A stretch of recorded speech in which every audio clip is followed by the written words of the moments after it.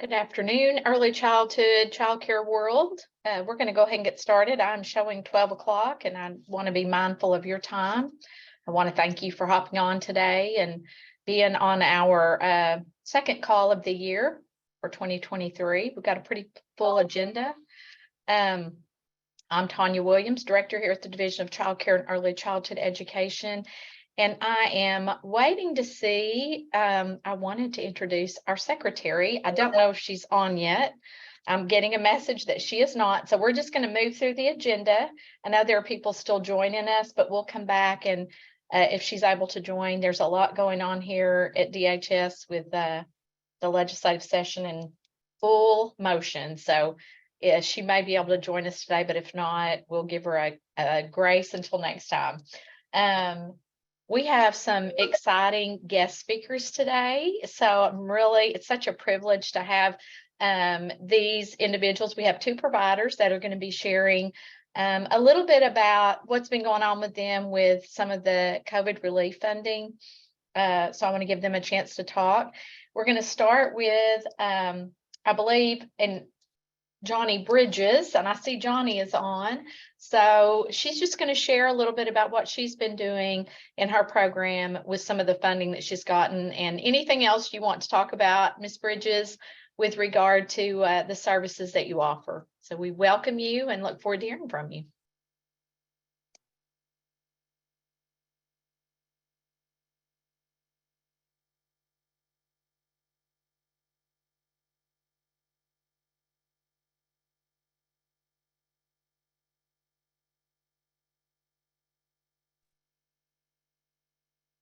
Did we lose Johnny Bridges? Johnny, if you're on, you may be on mute. Okay, I'm here. I did lose you for a minute, so I had to move to another space in my center. So I did lose a minute, but I'm glad to be on today. I'm probably going to be sharing a few things that, you are ready for me to proceed, right? Yes, ma'am. Okay. I'm probably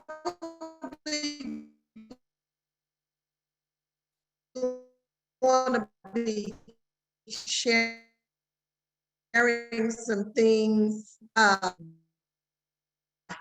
make, can you hear me? Yes, Johnny, you're kind of going in and out, but I can hear you really good and clear now. Okay. Well, real quickly, I was asked to share some things that I've been doing here at my center.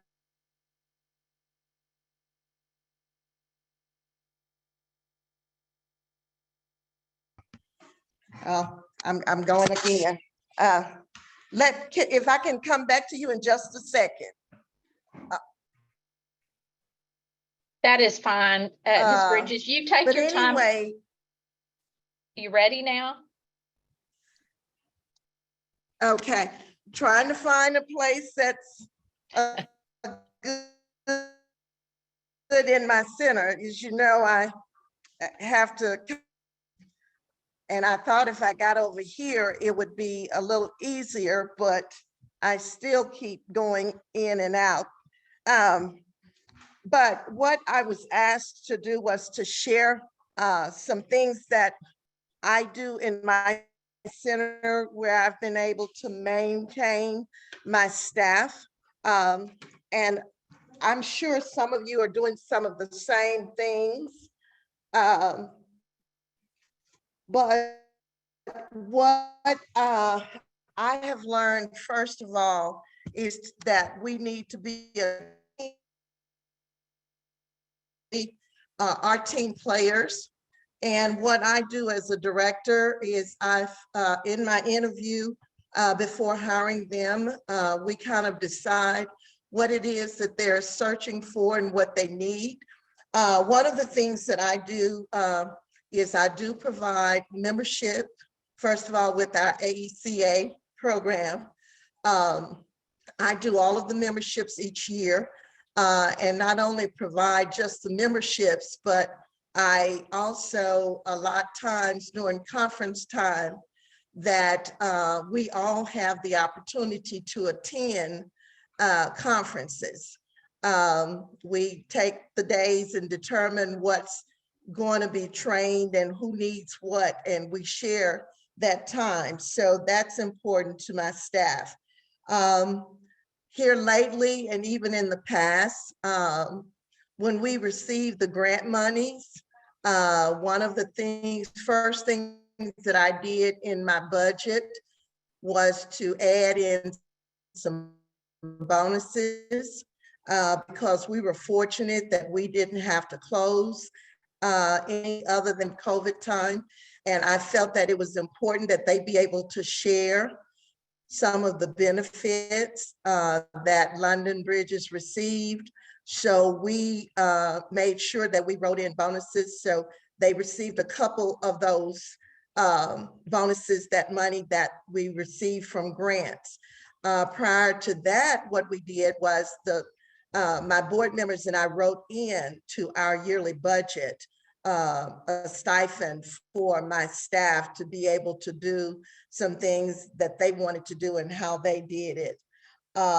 We recognize birthdays every quarter with the hoopla of the cake and the lunch and all of that here, and we all celebrate each other's birthdays.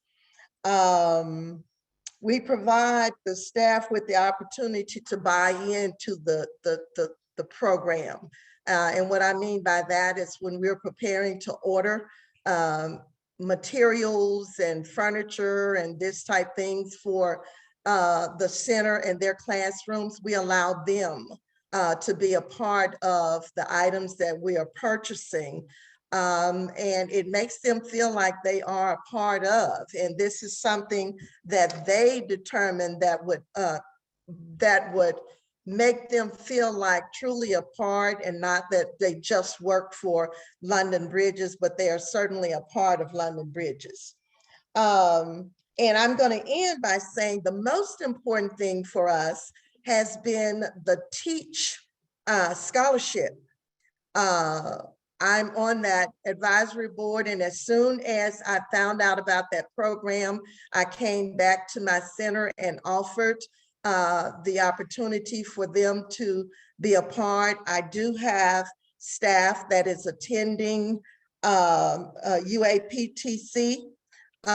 This is the second year, I think, and she's already ready to complete her associate degree. And fortunately, Teach went on to the bachelor's. So she will be applying for her bachelor's scholarship soon. I have encouraged others here to do the same. And I think it's very important as directors. Some of you may think you can't afford it, but I'm saying that we can.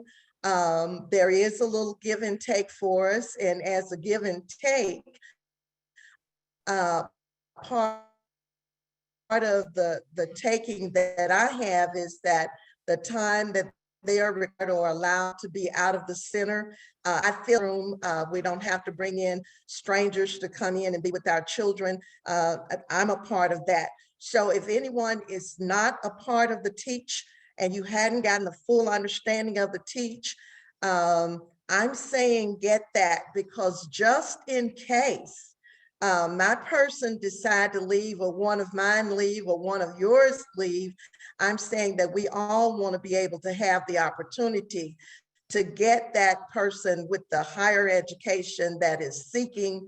And although she has to give me a year after completing, I don't know where life may take her or them. After that, and you may end up with one of mine, and that you will be fortunate. But I do want to say that those are the things that keep them. They tell me what they need in order to maintain and to help life go on for them. And me and my board try to deal with it. Thank you. Thank you so much, Ms. Bridges. And I will just say, I've known Johnny for several years now. Any of you looking for an incredible mentor, around high quality early childhood education. Johnny Bridges is your person. So just really appreciate you for being on today and for being willing to share your story and what you're doing to keep and retain your staff. So very excited for you to share. Alexandra, before we go on to you, and I'm really excited to have another provider who's going to talk, I want to introduce someone very special to us here at DHS. I think it's the first time, I know it's the first time ever, but we have our secretary, Christy Putnam, on. And so I just wanted to give Christy, she's really probably just wanting to listen in today, but I've already seen her hands clapping when Johnny was talking about the Teach Scholarship. So Christy, not to put you on the spot, but would love for you to share. I had the honor of working with her a couple of years ago on some work here at DHS around Medicaid specifically, but maternal and child health. And she is a true early childhood and education person. So Christy, any comments? No, I just, early care and education, quality early care and education is one of my favorite things to talk about. And I know the work, it made my heart happy, Ms. Bridges, to hear you talking about Teach, because that's one of my favorite programs. Combining that with wages, is such a powerful thing to be able to do. So I was an early childhood teacher, preschool teacher for a couple of years. And then I went on to get my director credential in Florida. So have experience on that side. So I understand all of the challenges you all face, but everything I do, I approach with a teacher's lens. So I have just an incredible amount of respect and appreciation for all of you, and very excited to hear all the things that are coming out of the DCCECE. Did I get it right? Okay. The acronyms are the hardest part. Thank you so much, Tanya. And I love working with Tanya, and I'm just excited to meet all of you. Great. Thank you so much, Secretary, for being on here. We are going to hear from another amazing director in another part of the state. I will tell you, I've worked with her. I didn't know Alexandra before, probably the pandemic, but I've gotten to know her quite well. And I do want to just share that sometimes she just calls to check on me. And Alexandria, that is not unnoticed. I really appreciate that somebody out there is looking out for us here in the agency. But I wanted Alexandria to share. She's done some amazing things, but she's done some really innovative things even outside of the pandemic. And I wanted her to share some of those things. Some of those are around retention, but just helping, as Johnny talked about, helping her staff be more a part of decision making. So Alexandria Galore, who's from Northwest Arkansas, if you're on, you get to take the mic now. Hi, can everybody hear me? Awesome. Okay. I am so excited. This is so cool, and I'm so grateful for this opportunity. I first just want to say thank you to Miss Tanya for always listening to me and for recognizing me, for being innovative, and for knowing that everything I do is for the betterment of the staff in early childhood education. So my story, I'll be as brief as I can, but I started my school when I was 20, and it was because I didn't want to put my son in childcare. And so I started my own. And I just had this dream that teachers would be able to work and not have to pay for childcare for their staff to attend. I just feel very strongly that that's a human right. And so all of my teachers have always brought their children to my school for free. And because of that, that is the key point to my retention in my business. I keep people for a really long time, but I involve them in all my decision making. And, my school wasn't started to be a profitable business. It was started to kind of be a cultural movement for feminism. And so it's done that. And it's worked out really well for me. I've been really successful because of it.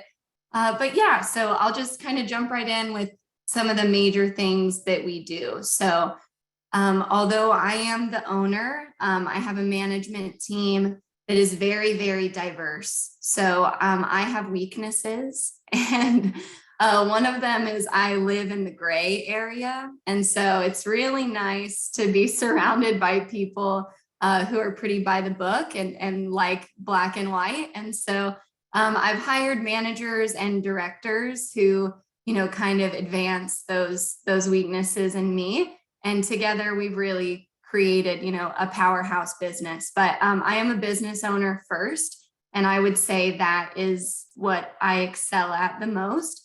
And so I will say my advice on the business side, the woman who spoke before me had said it's a lot of give and take, and the money is in your budget. You know, you just have to find it.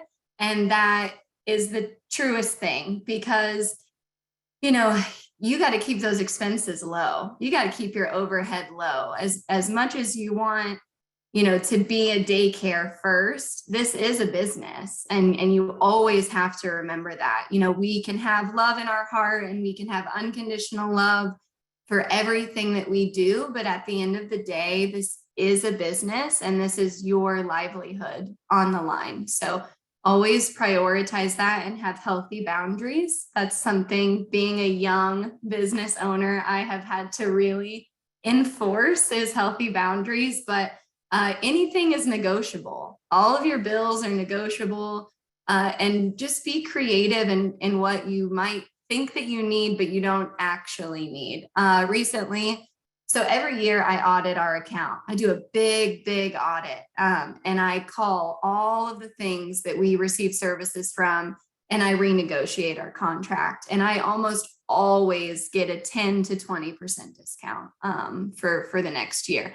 So you just have to ask. And, you know, sometimes you have to threaten to leave. I mean, you know, we have parents that do that to us, you know, if they get mad at us and they're like, I'll just go somewhere else. And you're like, yeah, go. But they never do, you know? And so you just kind of, you know, that you got to call their bluff and you got to get that 10%, because at the end of the day, however much you're saving gets to go back to your staff.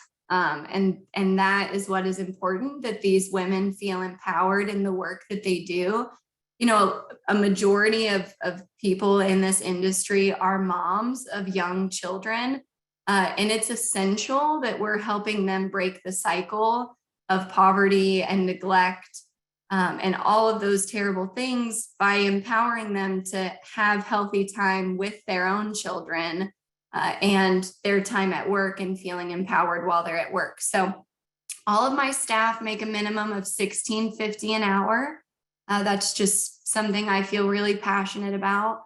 And then they bring their children for free. And so some of them qualify for vouchers because some of them are still single moms and they still qualify. And so that's really nice. And we like to have that, but it's not a requirement. So even if we receive nothing, they still get to come for free. And then we just do a lot of things. You know, I'm all for pushing people to continue their education in early childhood education. But I understand that we only have people for a season. And so if they want to get education in something else, I also pay for that. I believe that it is so great to have you for these 2 years while you're getting a criminal justice degree. And as long as you're willing to show up every day for me and be your best self, I am willing to help pay for that. And I am willing to give you a flexible schedule so that you can still have time with your children and be able to prioritize school. And so flex scheduling is a huge thing that I've done at my facility. So obviously we're not Walmart and we're not JB Hunt, so we can't just let everybody watch kids from a Zoom, so, you know, they do have to be there, and that's the truth. But we've overstaffed, but that doesn't cost us more because the flex scheduling allows the hours to remain the same as if we were shorter staffed, but everybody working open to close. I hope that makes sense. You know, so we have girls that come in at 7 and they leave at 1. And then, you know, we have girls that come in at 11 and leave at 5. And that's okay, you know, and we always have a dominant teacher in a class, but we surround ourselves with assistants and support staff so that that dominant teacher can be a leader. And that's something that has worked really well for us. We give mental health days off. So we try to be really aware. My management team is fully trained in trauma care. And so we always can tell the signs if somebody is going through something personal. And it is a safe space, and we're always here to talk about it and work you through those problems. But we know that sometimes you just want to have time by yourself, you know? And so it's all right to take a day and it's going to be paid. And, you know, you don't have to worry about not being able to pay a bill because you just needed to rest for an extra day. But yeah, so I feel like I'm rambling. There's all kinds of things that can be done. And, you know, I've spent the grant money on, you know, I bought a lot of bulk supplies that I knew would be Itters and Eckers needed things for years to come, because I mean, we know that these kids just like must eat the toys and the equipment, because just like, where does it go? And so I wanted to be able to continue being Better Beginnings level 3 and eventually 4 we're working towards right now. And so, you know, I bought several years worth of equipment just so that, you know, we could keep on this track of staying good with Better Beginnings. And so, you know, I was not a Better Beginnings provider before the pandemic, and I'm still young. I'll be 27 this year. But if I have learned anything from this industry, it is that don't resist what is happening. You know, just be a chameleon and just change and just embrace it and do your best to make the best of the situation, because the harder you push against it, you're just going to create a competition and a distaste for it. And who wants to hate childcare? You know, that nobody wants to be left in that position. And so remember to take time for yourself. You are important. And at the end of the day, you are on the line, and always put yourself first. That's my biggest piece of advice. Yeah. Alexandria, thank you. Thank you so much. Listen, my heart just gets so full. You know, Johnny represents a lot of seasoned experience, but for somebody at the other end of the spectrum like me, seeing these young people coming up, every time I talk to Alexandria, I just feel really happy. So great job, both of you. I just really we all appreciate what everybody's doing, but you two are doing amazing things. So keep on doing that. I'm going to flip, since the secretary's on, we're going to talk about Step Up to Wages. We have invested both in Teach and Step Up to Wages with ARPA funding. So Secretary Putnam, we have Laura House, who's working in that program. So she's going to bring us up to date. We are just jumping into Step Up to Wages. So Laura has some updates for us.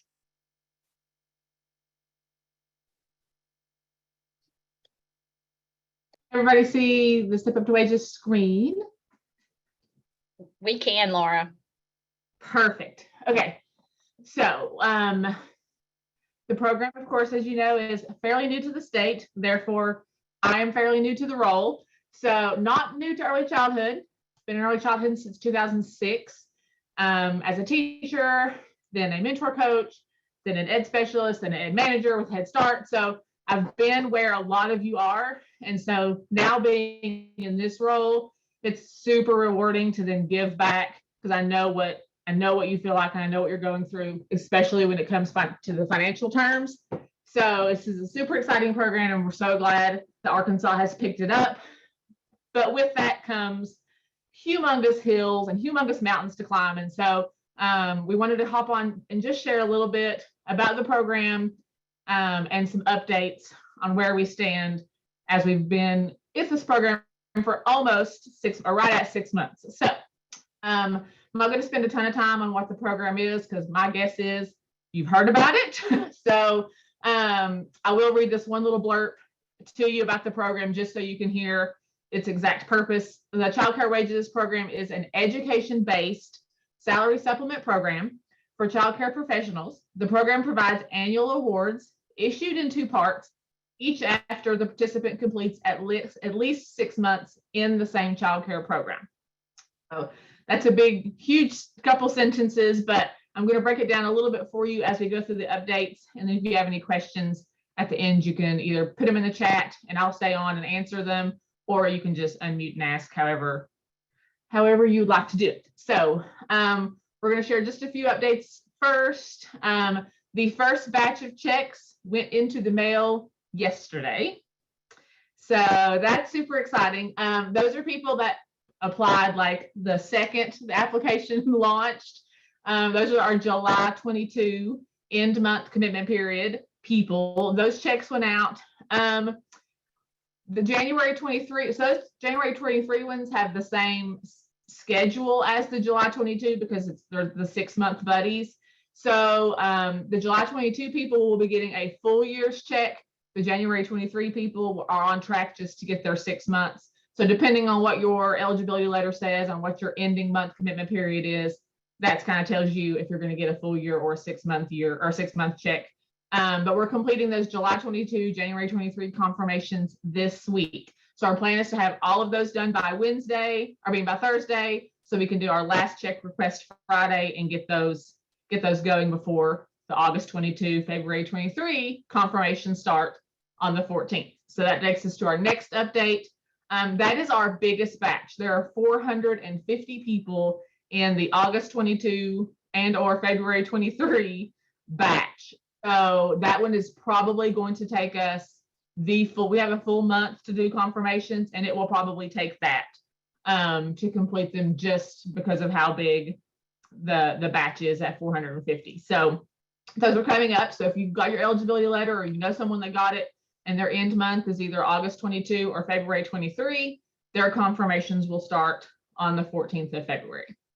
The next update is a question we get a lot through email, through phone calls, through Zoom sessions like this, is they kind of want to know what's taking so long. So I wanted to break it down a little bit so you could kind of hear and understand why the process isn't just, we got your application on Friday and you're ready to go Monday. So when we get a completed application, it takes about an hour from start to finish to process that. So that's opening the mail or opening the email, creating a folder, sticking it in the folder, adding it to the database. Then we have to dissect your pay stub. We have to dissect your transcript. If the classes aren't super apparent to us, we then have to go to your course catalog and dig it up and make sure it's actually early childhood child development class. So that process takes quite a bit of time. About 50% or so of applications that come in via email or mail are complete. The other half needs some sort of follow-up. So that's something's missing on the application, or their pay stub's not accurate, or their transcript hasn't made it to us yet, or they send us an unofficial and we need an official. So that takes, some digging and some research to figure out what we can do to make that application complete. We are currently, this was as of Friday afternoon, at 2,298 applications across the state. So I'd say we're probably closer to 23, 25, 23, 30 as of now.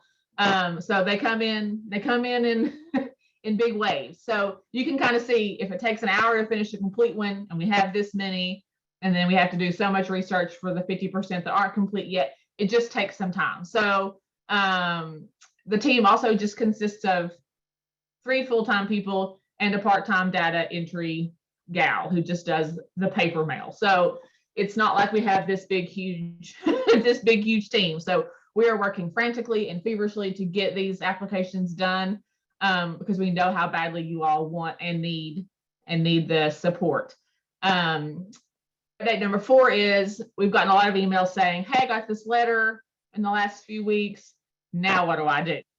So once the letter is in your hand, it will tell you what your commitment period is, what your estimated payment is. And then the next step is between us and your employer. So on your end confirmation, or on your end commitment period month, that's the month we start your confirmations. We call your employer. We make sure you're still employed, that you're still eligible, that you still meet the criteria. As long as they give you the thumbs up, your name goes in for check requests and it will be headed your way. If there's a hiccup in the confirmation, if the application says you do this, but your employer says you do that, we will reach out. We'll try to get some clarification for you, so that we can get you finalized in this same commitment period. But the confirmations begin on the 14th of the month. This process is between, like I said, the employer and us. We have put in place a 2-attempt communication before we reach out to the applicant. So we're going to call the employer. If they don't answer, we'll leave a voicemail, a message. However, we need to leave a message for them to get back to us.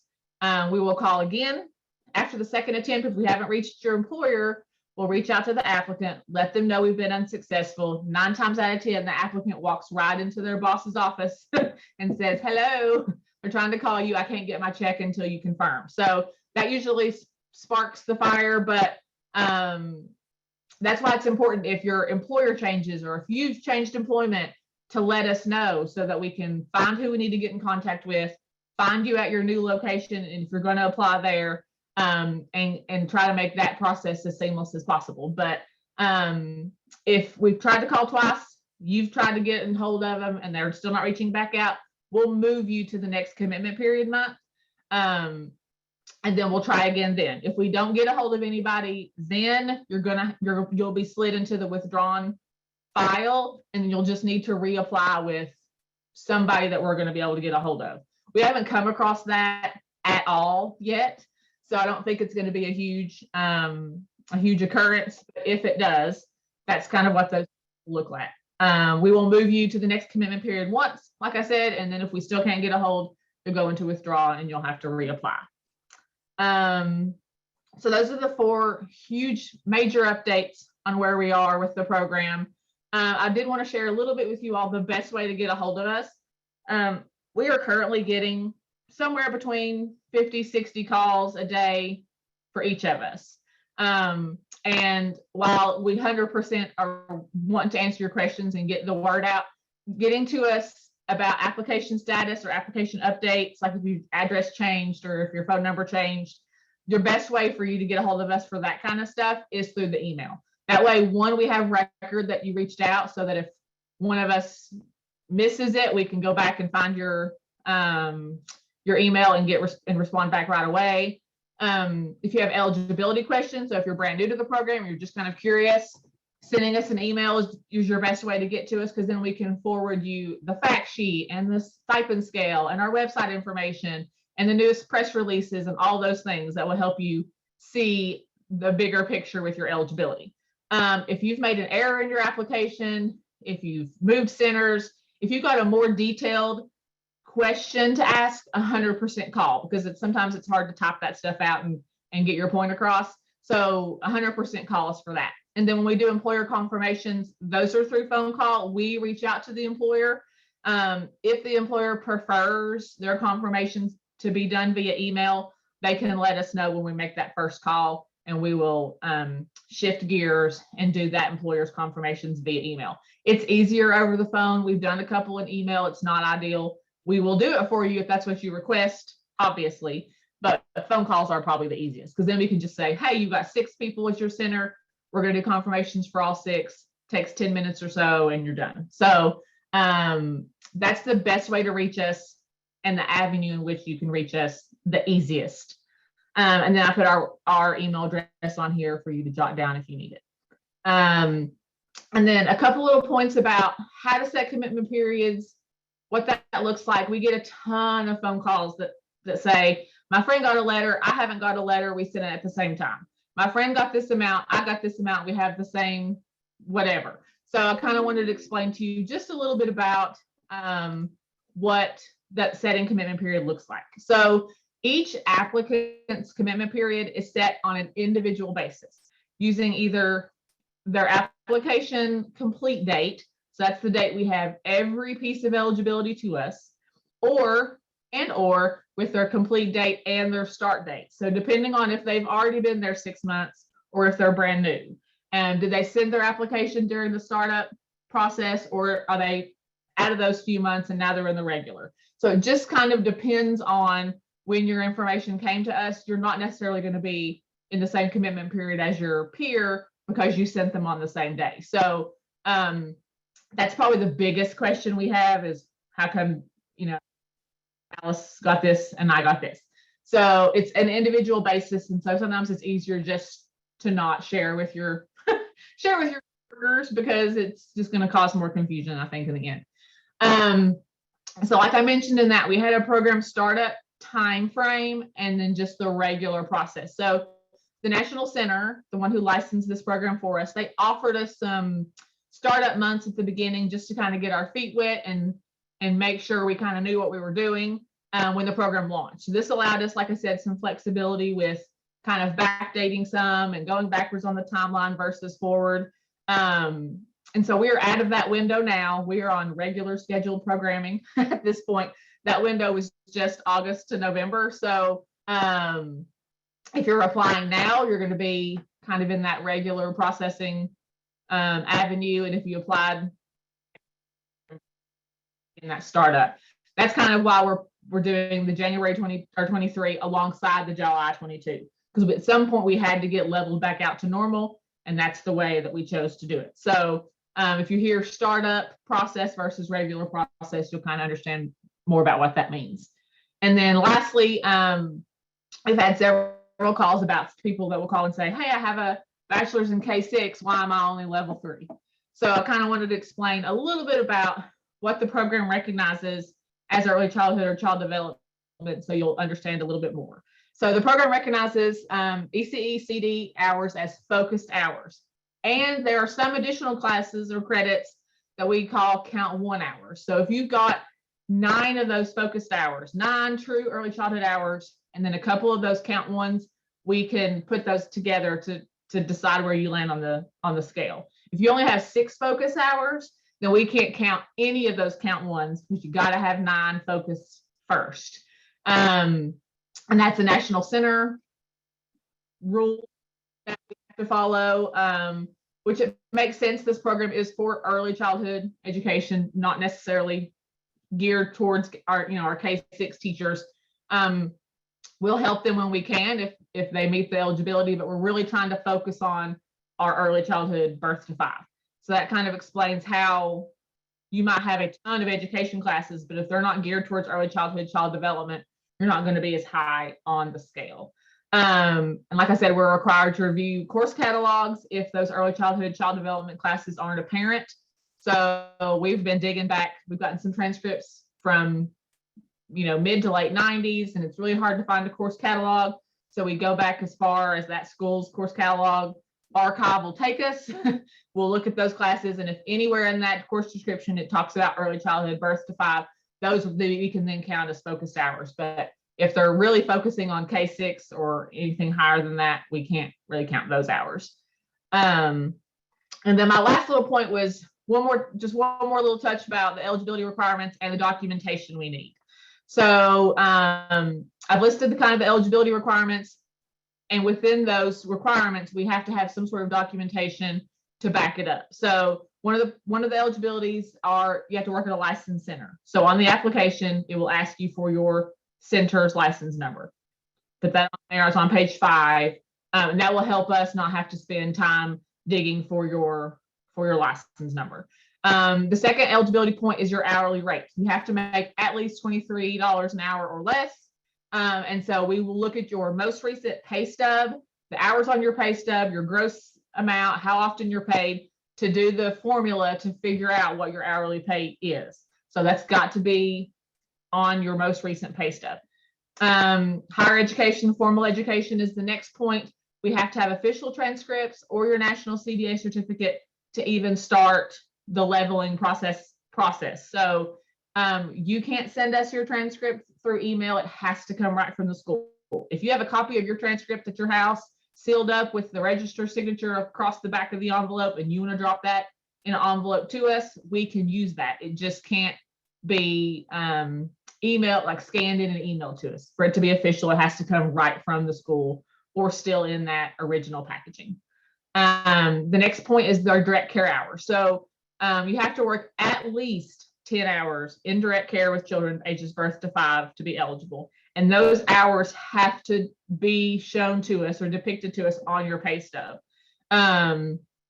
Sometimes we'll get pay stubs where someone's application says they work 40 hours a week and they're paid biweekly, but their pay stub only has 26 hours for biweekly. So then we can only count you at 13 hours a week because that's what your pay stub showed us. So make sure you're sending us the most recent, most accurate pay stub that reflects the hours that you work. And then the last piece is your completed application. So every field on the application has to be completed and legible. We've gotten a ton of we have a nice little stack of applications where we can't read the handwriting. We can't read your email address. We can't read your phone number. We can't read any way to get in touch with you. So we just have to kind of sit them there until you call us and ask. So my advice would be to type in it and then just print it and sign your name, and have your employer type their pages, print it and sign their name. Because we cannot take a typed signature, of course. It has to be an inked signature or through DocuSign or one of those. That'd be the best way, just to make sure we can 100% read your writing.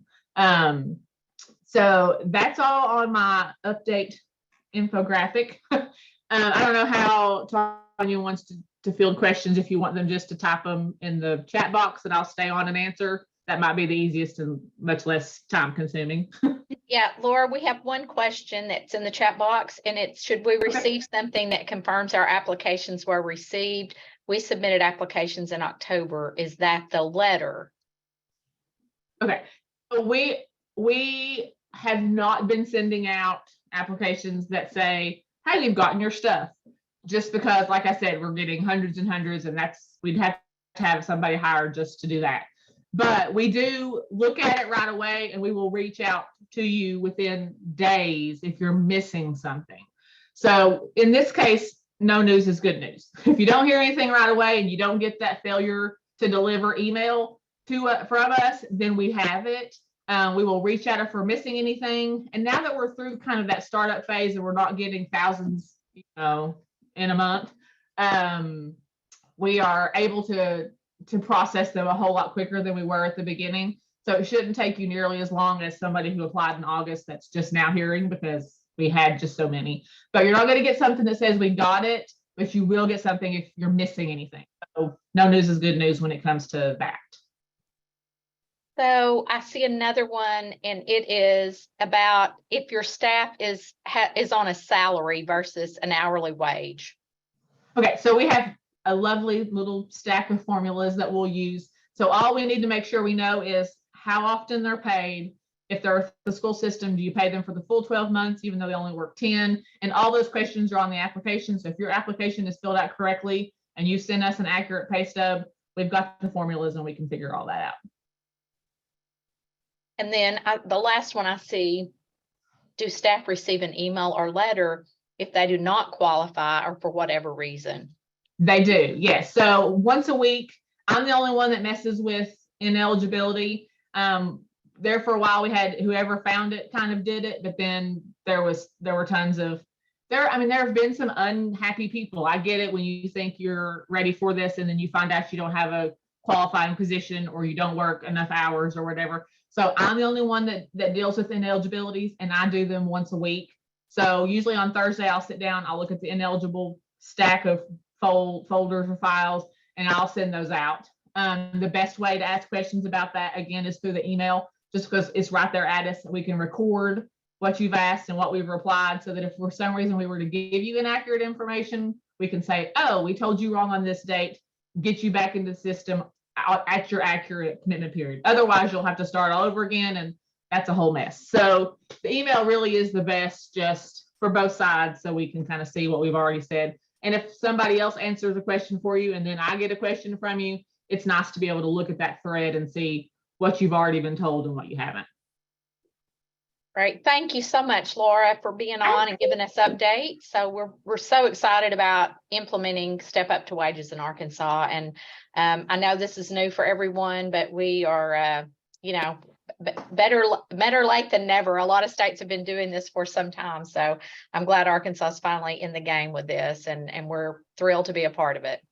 Absolutely. I will stay on. I said I'll stay on, and if I see any in the chat, I'll answer them. Great.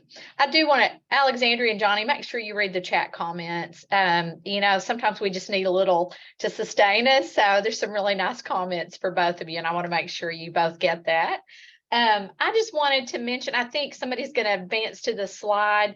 This is really just a group that was here a couple of months ago with some air technology to improve air. I think during COVID, we had a lot of conversations about this. I'm not endorsing, but I just wanted to make sure, and they asked me if I would make sure you all knew how to reach them. We're going to post this on the division's website, just so you'll have the contact information for any of you who might be wanting to use any of your COVID relief money, ARPA funds. You absolutely, could purchase a system like this and use those funds. So I just want to make sure you let us know if you didn't write for that, or you want to change something, revise it, that you let us know that. But we'll put that on the website. It'll actually be where the calls are recorded in that space. So if you need to come back to it, we'll have it out there for you to reach out to them. And then I think next we are going to, I'm trying to see who's next. Oh, Paige is going to talk about one of my favorite things, Early Childhood Professional of the Year. So Paige. Good afternoon, everyone. And I would agree with Tanya that this Arkansas Outstanding Early Childhood Professional of the Year Award is one of my favorite activities that I'm able to participate in. And Johnny and Alexandria, it is so good to see you all. Johnny, it has been way too long, and Alexandria, wow, we have talked so much about the ARPA funding, and it is great to see your face along with everyone else. They both, Johnny and Alexandria, talked a lot about the support that they give to the providers that work for them. And this Outstanding Early Childhood Professional Award is another opportunity for you guys to support your staff. And so we just want to strongly encourage you to please nominate staff in your facility for this opportunity. Nominations are due February 17th, and the nomination packet is actually available on our Better Beginnings website.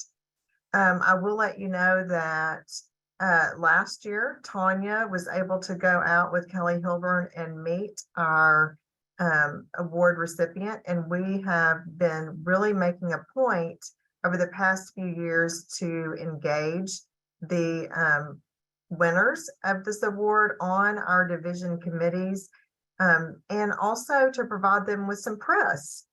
They're on our Better Beginnings website. They get some media publicity. They just get kudos. So it's just an opportunity for us to really highlight at least one person. And there's so many teachers and educators who would qualify for this award. Unfortunately, we have to select one. But this is just a great chance for us to highlight Arkansas and the field of early childhood education. So I will drop, we've got the Arkansas Better Beginnings website address here. I will drop a link to the direct place on the website where you can find the application packet into the chat. But again, I would just strongly encourage you to please nominate folks, because I know there's so many deserving people. And if you have friends who are not on this call, please call your friends, ask them to make those nominations. We really look forward to it. That's all I have, unless there's any questions. Thanks, Paige. There is a number missing on Paige's phone number. I apologize.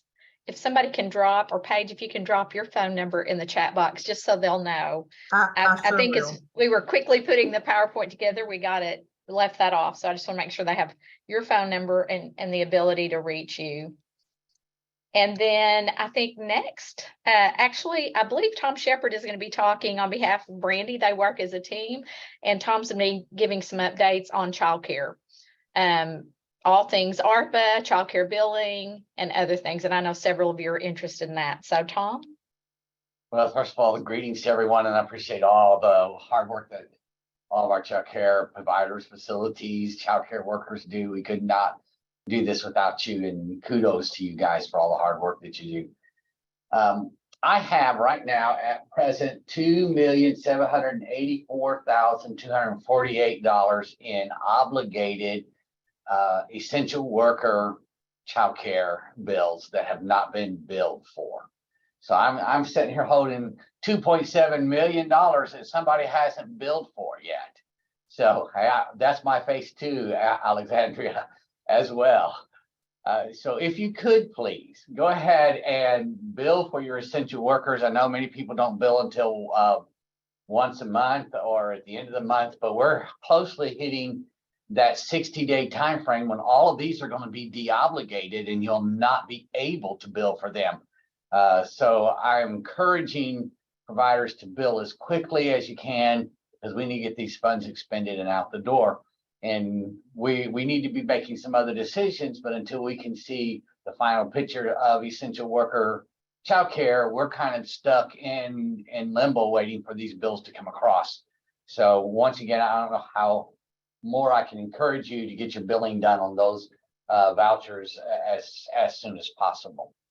The other thing that I want to address quickly is our ARPA grants, because I've got a lot of question about those ARPA grants. We have not yet started on paying out maintenance payments. And the reason we have not yet started, we are still doing some cleanup work on the other grants, which we are obligated to pay them first. And we are still dealing with, some providers who needed to get us some additional information here or there. So we're trying to get all those cleared off the books. This last Monday, we sent out a payment for quality improvement, operational payments, sustainability, and expansion to the tune of $5.4 million. So we have got to get all of those grants cleared off the books before we can even start on the maintenance payments. And that's why the delay is making sure that we've cleaned everything off the books for all of those other grants. I do want to reiterate that not everyone who has applied will receive a maintenance payment. Those applications were first come, first served, and they are all date stamped with the exact date that they came into our system. And as we clear out all of these other payments to make sure we meet those obligations, then we'll start paying on the maintenance grants. And we will go from the date stamp, the first one came in, until we run out of funds. And at the point that we run out of funds, that will be the last grant that we'll be able to approve. So that it's a very tedious process, because we cannot go over the budget. That is not something that we're able to do. Tanya would probably let me go to the house if I did that. So, but we're looking very closely at those maintenance grants, but we cannot begin paying those out until we have cleared off all the other grants off the books. And so that's what we're waiting on. And no, I see the question. No, we cannot apply for maintenance grants. We already have more applications for maintenance grants than we have money for. So to apply at this point in time would not be beneficial. The maintenance grants and the bonus grants are exactly the same thing. So our finance folks told us that we need to rename them from bonus grants to maintenance grants. So that was something that we had to do for our financial obligations.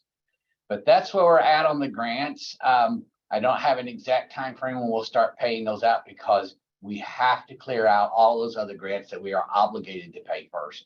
And as soon as those are paid off, then we will start working on the maintenance grants. If you have any questions, you can email me or call me, and we'll be happy to discuss those with you.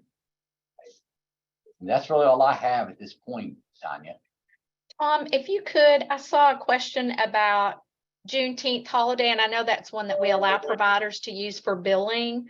Can you check the date on that? Sherry Gillespie's asking if it's the 14th or 15th. I will have to check that. I don't know right offhand, but I will have to check. Okay, we will let you guys know on that, but I do know we have that one as an approved holiday that you can use, I believe, if I remember correctly, Tom, that we added that. We added it because it's a federal holiday, yes. Okay. Okay, getting us back on track, I believe we are going to have Lisa Bush talk about Better Beginnings reciprocity. So I just want to make a couple of quick comments, and Lisa's going to provide a pretty high level. For those of you that this doesn't apply to, I apologize up front, but I just want to explain why we do this. All of these programs here have to meet requirements somewhere else. And there's a lot of money invested. Some programs get national accreditation, for example, and they pay for that. Some programs are federally required or even state required. So the reason we do reciprocity and Better Beginnings is because I don't want to spend the funding that I have on these programs that already get funding or somebody else is spending funding for, that we can divert it back to the wonderful things like Teach. and step up to wages and childcare billing whenever we have children that need to be on childcare assistance. So I just want to let you guys know, it's not because we, want the rest of you have to work really hard. It's just acknowledging it's an efficiency thing. We're not going to take our resources and put them here when there's already resources allocated for it. We're going to accept their national. That doesn't mean they don't have to supply these things. We don't just take somebody's word for it. They have to supply documentation that they meet these things. But I'll let Lisa talk about it. I just wanted you all as providers to understand why we do it. It's more about using our resources efficiently and collaborating and coordinating with other entities so that we're not duplicating services over here. So Lisa, you can talk about what we're going to be doing as we're moving into the next levels of Better Beginnings. Good afternoon, everyone. Can you hear me? Okay. We have several providers throughout the state who have been really anxious on getting this information finally. So the division made a decision on what levels some of these national and state accreditations would be approved for. And based upon that, if you'll go to the next slide.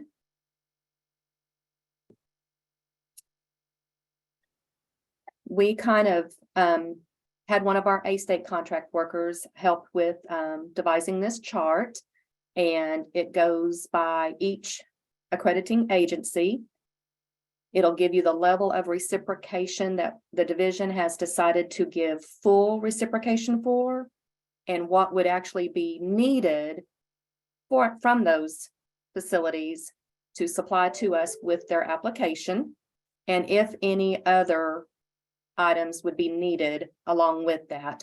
So when you look at the chart, it tells you exactly which agency, like if the NAA, the NAFCC, which is the home accreditation, NACE accreditation, some of those that can be reciprocated at full level 6. All you would need to do is go onto your portal, submit the application, and upload your proof of accreditation along with that.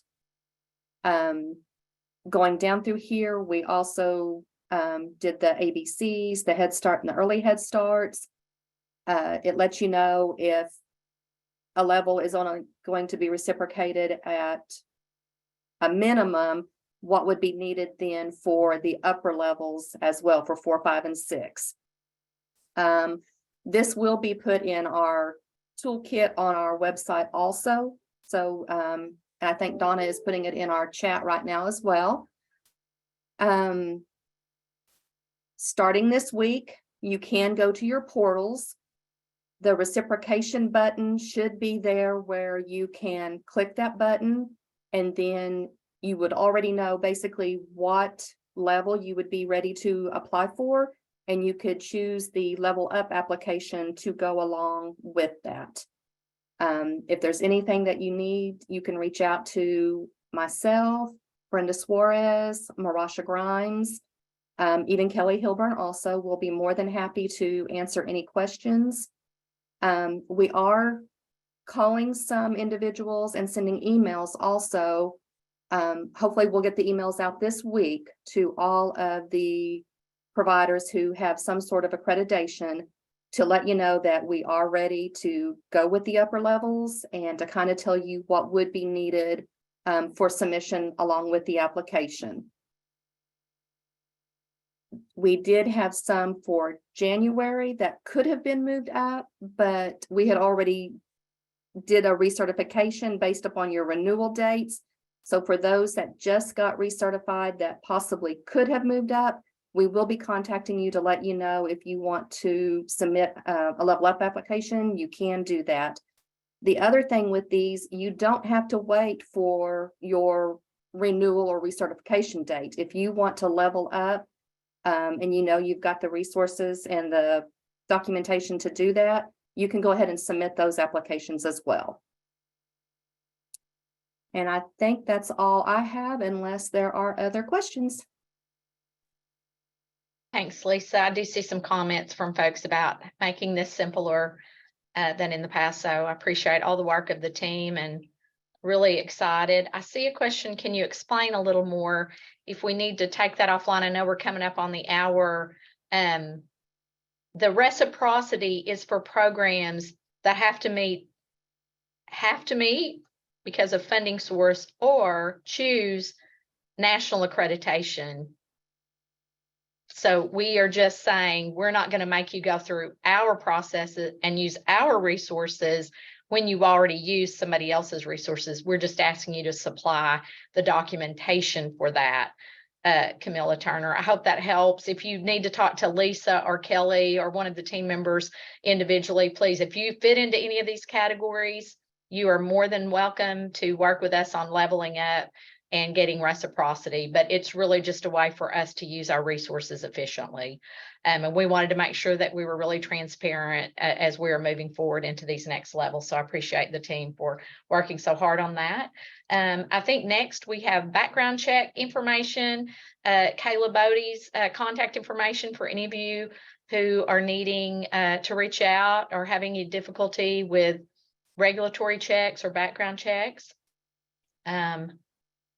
Kayla, I don't know if there's anything you need to add, but if so, please drop it in the chat box or let me know. She's put her information also in the chat box for you. And then our next call is going to be March 7th, Tuesday, March 7th. I do want to just let you guys know, we are in legislative session and there are some pieces of legislation that are moving that, are related to early childhood education. So House Bill 1155, which is related to family child care homes that keep children between the number of 6 and 10. And basically it would not allow local authorities to impose any additional restrictions. So, if you're interested in that, you can look it up on the ARC-LEG website. It has passed through the House Committee and House Chamber.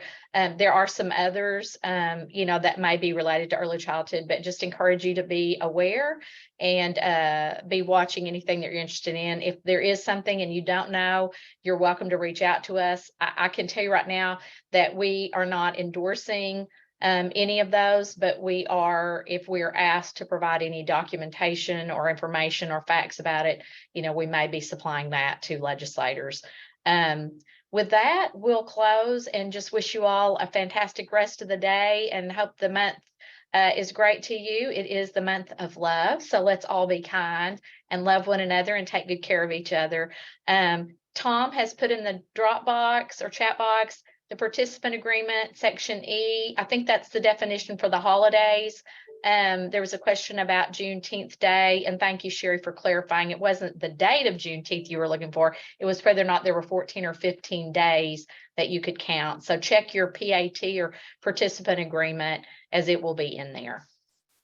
And someone has dropped in information about where you can go for some related legislation information. So appreciate all of you. Again, take care and we'll see you in March.